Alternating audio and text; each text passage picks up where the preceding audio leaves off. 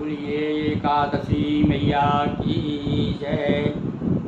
हाँ, एकादशी व्रत रखने वाले सभी सज्जनों, माताओं, अभी ज्येष्ठ शुक्ल पक्ष की एकादशी निकली है और अब आषाढ़ प्रारंभ हो गया है। और भैया आषाढ़ में जो एकादशी आ रही है इसका तो बड़ा महत्व है। यह एकादशी नाम तो इसका योगिनी है, पर ये भोग देने वाली है। इसकी बड़ी विचित्र कथा है। ये योगिनी एकादशी के बारे में भगवान श्री कृष्ण और युधिष्ठिर का संवाद है। युधिष्ठिर पूछते हैं कि महाराज अभी अभी आपने हमको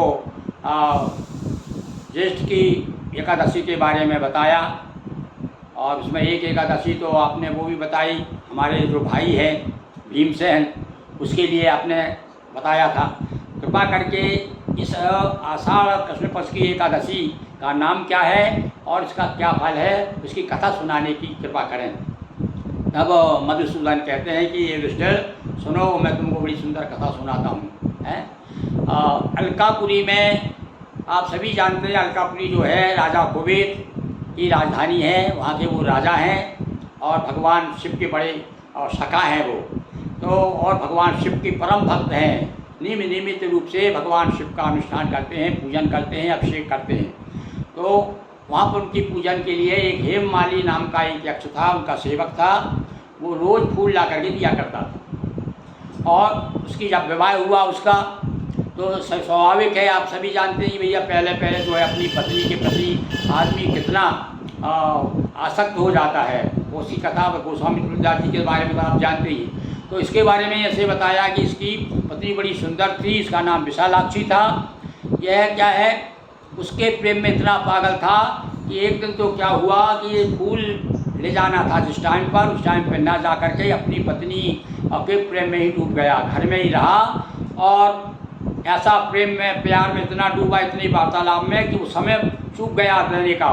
जब रोज़ जा करके जिस समय कुबेर को भगवान के शिव की पूजन के लिए फूल देता था, इधर कुबेर बैठे हुए हैं, पूजन का समय हो गया है। और भाई क्यों, कहाँ गया वो हेम माली, कहाँ है वो, और माली को बुलाओ, उस माली को बुलाओ, उसने फूल क्यों नहीं लाया अभी तक। एक बताया, जानकारी प्राप्त करे महाराज, सब जानते थे लोग कि ये अरे अभी उसकी शादी हुई है महाराज, अभी तो पागल है अपनी पत्नी के प्रेम में। वो हो सकता है घर ही रहा हो, रमण कर रहा हो, उसके साथ में वार्तालाप कर रहा होगा, मीठी मीठी बातें कर रहा होगा।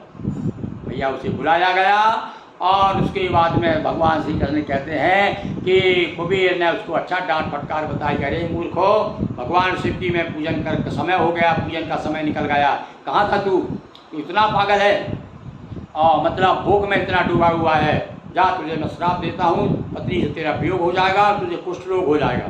जब कुष्ठ रोग हो जाएगा तो अपने आप पत्नी तेरे पास नहीं आएगी, इतना चाहता है ना तू। और वहीं से वो गिरा, जंगल में आ गया नीचे, कुष्ठ रोग हो गया, पत्नी से वियोग हो गया और बड़ा दुखी हो गया। उसके बाद में किंतु वो भी भगवान, जो भगवान के लिए फूल लाया करता था, भगवान शिव की कृपा उस पर भी थी, तो इसलिए वो उसे स्मरण रहा कि मैं जो है किस कारण से यहाँ पर आया हूँ। और घूमते घूमते हिमालय पहुँच गया, वहाँ मार्कंडेय ऋषि मिल गए। और मार्कंडेय ऋषि के बारे में जानते ही हैं, मार्कंडेय ऋषि तो बड़े हमारे हैं। और जब उनके पास जाके प्रणाम किया, मार्कंडेय ने कहा, भाई कौन हो, कैसे आए हो, तुम्हें कुष्ठ कैसे हो गया। अरे उसने कहा कि महाराज मैं कुबेर का सेवक हूँ।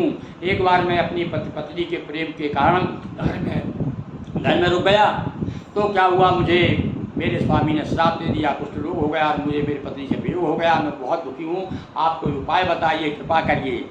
तब मार्कंडेय जी कहते हैं कि तू सत्य बोला है और इसलिए मैं तुझे एक ऐसा उपाय बताता हूँ जिसके करने से तेरा कुष्ठ भी दूर हो जाएगा और फिर से तू अपनी पत्नी को प्राप्त कर सकेगा। और उसने कहा, मैं बताइए। तो बोले, हाँ तू जा, एकादशी का व्रत कर। और अभी जो है आषाढ़ कृष्ण पक्ष की एकादशी आ रही है, इसका नाम है योगिनी एकादशी। और इसमें तू व्रत करेगा तो तेरे सारे ये जो कलुष है, जो पाप रूप में जो कुष्ठ हो गया वो दूर हो जाएगा। उसने मार्कंडेय ऋषि की बात मानी, प्रणाम किया और योगिनी एकादशी का व्रत किया। ऐसा बड़ी महिमा भैया योगिनी एकादशी की, देखिए उसका कुष्ठ दूर हो गया और उसके बाद में उसकी पत्नी से मिलन भी हो गया। मतलब योग कभी कभी भोग की ओर भी ले जाता है, भोग भी दिला देता है, और सच्चे मन से आदमी यदि व्रत करे तो इस प्रकार से आज हमने आपको योगिनी एकादशी की कथा सुनाई। निश्चित रूप से आप कथा का भी उतना ही महत्व है, और जितना आगे व्रत करते हैं ना, आप उपवास करते हैं तो उपवास के साथ साथ कथा भी रोज़ हमेशा सुनना चाहिए। बोलिए एकादशी महारानी की जय। हाँ, यदि कथा आप सुनते हैं तो साथ साथ में अन्य अपने जो भी और मित्र हैं, आपके परिवार के लोग हैं जो उपवास करते हैं, जो उन तक भी पहुँचाइए, क्योंकि थोड़ा समय ज़्यादा आपको समय नहीं लेते, थोड़े समय में पूरी कथा सुना देते। इसलिए आप सब्सक्राइब कीजिए और ज़्यादा से ज़्यादा लोगों तक पहुँचाइए और बताइए कि आपको ये कथा कैसी लगी। बहुत बहुत धन्यवाद।